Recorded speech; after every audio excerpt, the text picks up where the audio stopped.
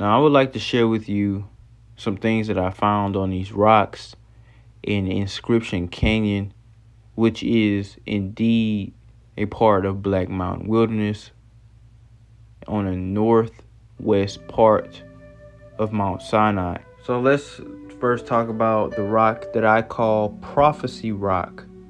The reason why I call this Prophecy Rock is because this is a prophecy.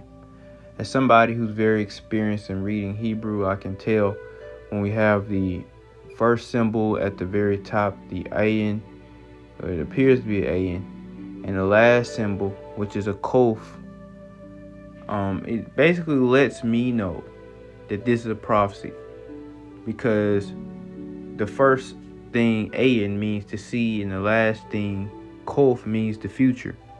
So it's basically somebody explaining what they see or their vision that they must have had in this area. So the ayin means to see, to perceive, to understand. And then we have this man with this, it looks like something in his hand, right? You know, maybe a rod. So I said it means a shepherd, but it could also be a hay symbol. That's not, just an imperfect hay symbol. So I said, behold, or shepherd. And then we have a picture of this ox right here. And that obviously represents cattle. But the ox head, as we know, is the Aleph. But he just so happened to draw the entire body. He or she.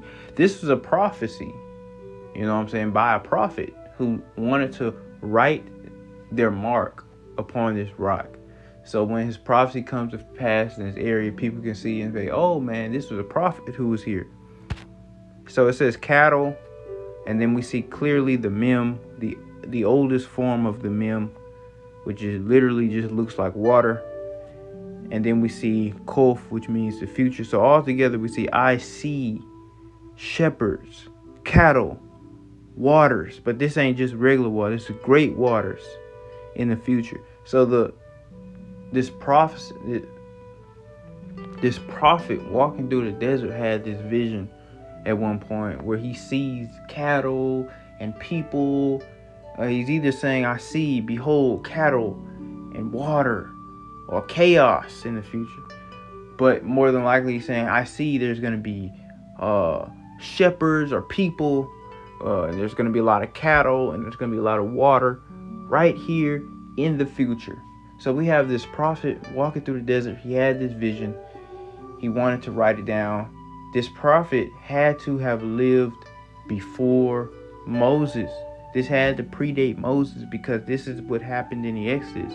In the Exodus, there was this big gathering of people with all this cattle. There was probably more animals in the Exodus than people.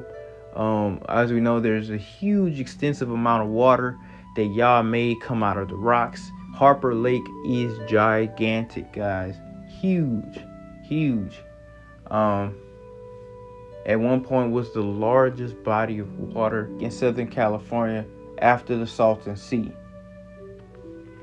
So here we can compare the symbols that we see here on the rocks. And I would like to talk about how the pictograph kof, most of the time in the inscriptions is turned 90 degrees, flat horizontally instead of vertically. But in this particular case, we still know it's a kof because if we look in Paleo Hebrew, which came a little bit after this period, it's vertical, no longer horizontal. And as languages change, it doesn't just change like with the click of a button, right? It doesn't mean one day we write it like this and the next day we just start writing the symbols like this. No, each letter evolved independently, right? So the Aleph might have changed at one certain time, the Kof might have changed at one time, and they changed slowly. That's clearly a Semek. Semek means support, twisting. And I noticed that there's a dancer. Why do I say that? Because in their hands they have like two, looks like some type of maraca type instrument that they're shaking, and it looks like they're jumping, and it looks like they have fringes on. You know what I'm saying? It looks like they're in the wilderness dancing, and they have these like fringes type things on their garments or on the bottom of their legs or whatever. I don't know. But I find that very peculiar. And a funny thing also, that Samek means twisting. However, these letters that's on these rocks could just be people's initials, that they just left, they just chose to leave behind on the rocks or something like that, or who knows? Or it could be like some type of numbering system. When the Hebrew language is being written down on any surface, it creates a form of some type of prayer. So it could be like this person is praying for support, supporting something in their life, probably, or it could just be their initials, or they could just be writing some shit down. Who knows? But that's a Hebrew letter. Now, in this one, I found about 3 letters. I seen the Tet, which is more in common with the Paleo Hebrew Tet. I see an obvious Zod, and then I see a questionable Shin. It could have been a Paleo Hebrew Hey, honestly. But it could also be, if we're talking in terms of pictograph Hebrew, it would be an upside down Shin that was broken because of the rock. The rock stopped right there, or maybe the rock was chipped, at some point of time. But if there was a line on top of these, that would be an upside down Shin. And who knows if this rock right here wasn't originally right there, and it fell and flipped upside down or something like that. I don't know. These are just theories, of course. But those 3 lines do look like a part of either a pictograph Shin or a Paleo Hey. But it'll be out of place to have a Paleo Hey in this area, because everything else is pictograph. So that's why I said Shin.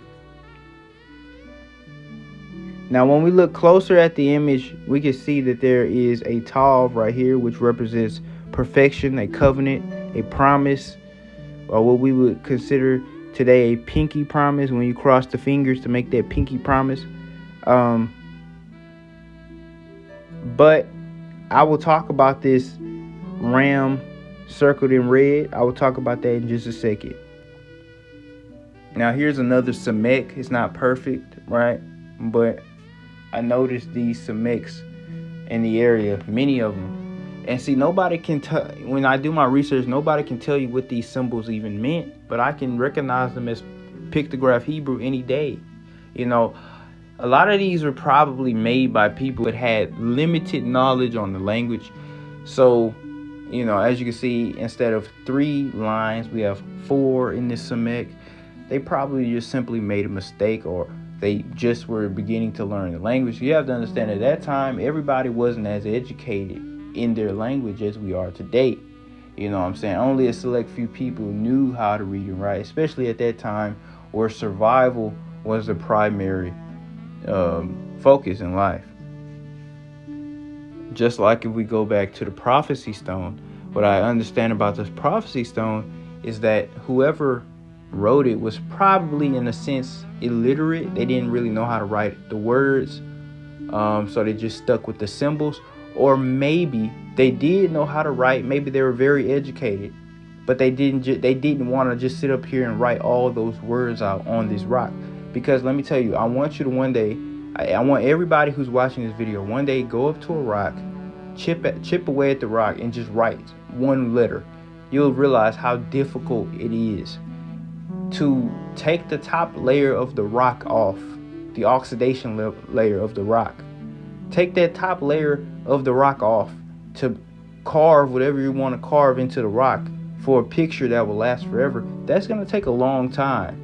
It's not just going to be, I can just write any symbol in under a minute. It's not easy, right? So, like this A-N right here, he could have made that better, right?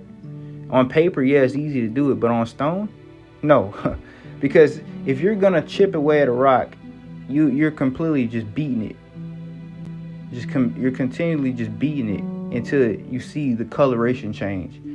And just this one little symbol right here could take up to 30 minutes to finish. So it's not something that's just easy to do. So he could have been literate, he could have been very educated on a language, but he probably just didn't have time to just sit up here and write every single word out. Now here's just a very obvious kof. It looks more like a Paleo Hebrew kof, but see, here's the thing: a Paleo Hebrew kof, the kof represents the back of a head. Okay, the Paleo Hebrew kof, the circle would be at the top instead of in the middle. With pictograph Hebrew, the circle is in the middle. The kof is supposed to represent the back of a head, and basically it means future. So in the Hebrew perspective, ancient Hebrew perspective, we are moving backwards in time. We're not moving forwards in time. What do I mean by that? The future is actually behind us, and the past is actually in front of us. Why? Because we can see the past. It's called memory. We can easily see the past, but we can't see the future. The future is a mystery to us. It's behind our head. It's completely out of our range of understanding. And only a few people were born with a special ability to turn around and can see what's in front of them. Not everybody can do this. Only a select few people can have that ability. These people are called prophets. A lot of people watching this video have that ability. And a lot of people just not ready for that topic though. Now here is a very obvious tet. It's perfect. There's and this might right here may be either a Paleo Hebrew mem or a Paleo Hebrew zod. It's one of them. But this right here is unquestionably a tet. Now when you look at this symbol right here, yes, I'm talking about the symbol that you're thinking about as well. Stop thinking about Christianity. It has nothing to do with Christianity.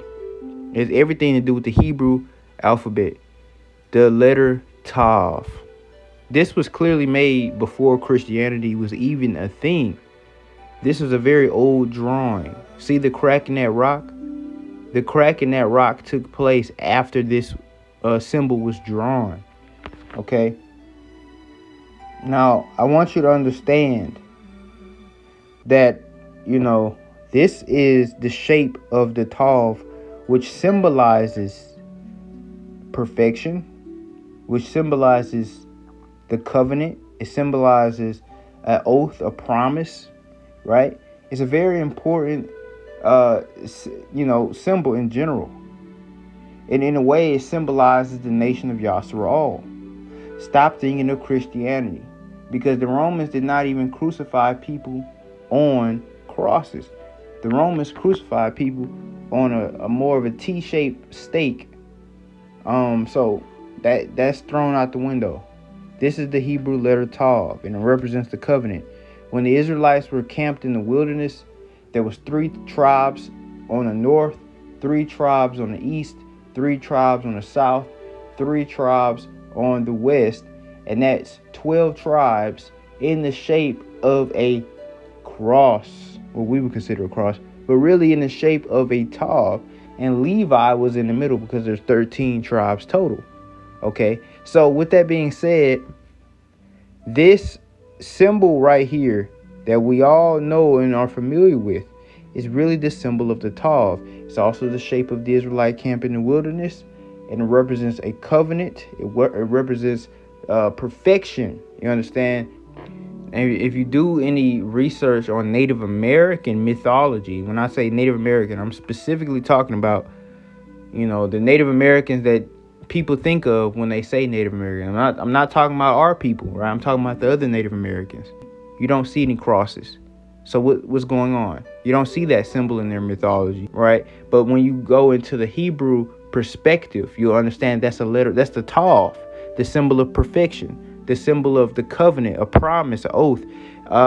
So why would a person write that on a rock? Nowadays, if 2 children want to make a promise with each other, they'll do a pinky promise, right? Well, did you know if you cross your pinkies to make a pinky promise, what letter does that make? A Tav, right? So that's where that comes from. Somebody probably made a covenant with another person and they wrote that right there. This could also simply symbolize the covenant of Israel and Yah.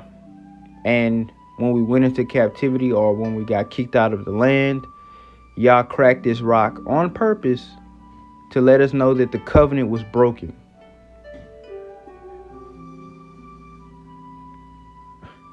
That's how my mind works. My mind always works like everything happens for a reason. So this cracking this rock, I think that happened for a reason. And we see some other things right here, like this right here. I think that's a turtle shell. This right here, it could either be a humanoid figure or it could be like a sea turtle. But why would they? What sea turtles do they have in the middle of the desert? So who knows? They could have seen it when they was walking through the Red Sea. I don't know. But I think that's a humanoid figure. It might be somebody with a striped robe on. This right here, that could be like a wheel. That could be an alien. I don't know. And then we have this. It looks like some jewelry right there, but that could be, something else. I seen many of these. These things are everywhere. This is clearly vineyards, fields, because you have those rows, and you got these fruits coming out of these vineyards. They're probably fantasizing over delicious foods that they want, but they don't have. Now, right here, this looks like the Paleo Hebrew hay with the extra line, but it's to the side. It's not, it's not how it should be looking. I mean, if this rock fell, that would make sense. Like if it was originally up high like that and it just fell down over time, that would make sense. But who knows? And if that's the case, then maybe this would be a alien or something, because these would both be Paleo Hebrew instead of pictograph, because in the Paleo alien is shaped perfectly like a circle. However, this is more than likely, not to discredit the Hebrew language or anything in these rocks, but this is more than likely just another vineyard and another fruit. It's one of my favorite ones because this right here is clearly some type of structure, some type of building that people walked into, for shelter. Clearly, obviously, it's nothing. It could be nothing else. So I put tent / structure, and what I see under this is some type of red underneath it. In the ancient world, whenever you chipped away at the rock to make a picture, that's called a petroglyph. But whenever you add color to it now, it's a pictograph. So to add color to these rocks was difficult. You had to find the right material to make this red hue. So if you had to search for the proper material to make this red hue on the rock, it must mean something. So you have this red underneath this tint. So I can only imagine this is blood, because in the ancient world, red typically just represented blood in general. There's not many things that are red, especially in the desert, right? So I'm just thinking maybe it's representing blood. And then we have these lines going up. And I can't help but think that's anything but smoke. So it made me think maybe this is just, not to reach or anything, but a depiction of maybe a sacrifice by the tabernacle, and that's the blood right there. And the reason why I said that is because it probably represents some type of covenant with a higher power, as we see that there's another Tav right here. And I feel like they tried to make like some type of similitude of Yah right there. I ain't gonna lie to you. The people never seen Yah. They did, only the 70 elders of Israel, as well as Moses, Aaron, Nadab, and Abihu, were the only people to see Yah. Nobody else did. And nobody saw Yah in his full glory, face to face. Nobody, not even Moses. So this is just an idea. If this represents Yah, this is just somebody's idea of probably what Yah looks like. Why do I say that? Well, because to me this looks like a face, and these are all my opinions, so take this with a grain of salt. I don't really know for a fact. Nobody knows for a fact what these could represent, but just imagine you live back then and you're carving this stuff in a rock. What would this be to you? What would this be to you? If it was me, I would think this is a face. It looks like maybe like some hair right here, a nose coming down. That's just what I think. Maybe this is more smoke, or maybe this is some hair coming down. Who knows? But to me, this looks like some type of sacrifice to a higher entity, and this is clearly a tent. Now, here's something that's very spectacular here. This particular one, they clearly drawn a cornfield right here, a very fat sheep, very woolly sheep. There's a lot of sheep in this area still to this day running up the mountains, making the rocks fall down the cliffs. Off to the right, there's something that I don't know, so I just assume there's either a basket or it's a structure. And out of structures, it could be a building that people walked into, or it could be an altar of some sort. And yes, the people were indeed growing corn in the wilderness. How else do you think people were making meat offerings, which required corn? So maybe this could be like some type of altar for offering / sacrifice. Who knows? Now this right here is another Tav. Very, very clearly, obviously a Tav. And right here is more pictures of rams. As you can see, rams. And this one is a ram surrounded by a red rectangle. And I don't know why, but I don't know why they put a red rectangle around it, but I would assume that this is a dead ram laying on top of a bloody altar, because if you look right there, it kind of looks like a human reaching up at it or laying it down on it, and that's a bloody altar of sacrifice. These are just my opinions, my perspective. It could be literally anything. It could be a pen, like he's pinned up, which indicates domestication, but who knows? Honestly, no. Now, with the naked eye, you might not be able to tell, but it's not just a red box around the ram. It's a solid red box around the ram. Because like even the inside, it's supposed to be red all on the inside, but maybe the artist did not imprint the red hue deep enough into the rock to last forever. So only the outskirts of red is now visible. But you can tell that it was intended to all be red on the inside, because you see the red in the cracks, in the indentations of the rock. You see the red still there. So the entire surface was supposed to be red. So it's not just supposed to be like this box. I really want to talk about this one that I seen, and this one right here, to me, just to me, reminds me of the altar of incense. The altar of incense that was inside of the tabernacle. That's what it reminds me of. It could be literally anything else. I could just be 100% wrong here, but I think I see evidence of foul play right here. Because the altar of incense is supposed to have 2 horns right here, and it's just so coincidental that the rock is broken right where 2 horns would be, and maybe where some smoke would be as well. And there is a lot of evidence that the early Europeans came and actually like took hammer, chisel, and broke a lot of these petroglyphs, because they had information and pictures that they don't want the population to know. And I can even go to around southern Utah and show you horses, and right behind the horse there's gunshots, boom, boom, boom, and then the rock broke off right there. I believe personally there was a chariot right there. They didn't want you to see that, so they shot the rock. Oh my gosh, guys! Wow, this is really foul play. Now that I think about it, because there was clearly a rock right here. It was clear it should have fell off if it was just natural, but there was no rock on the ground. So they must have chipped that rock off and took it. As you can see, there's no rock right here, man. It didn't fall. See, look, it's clear and very obvious.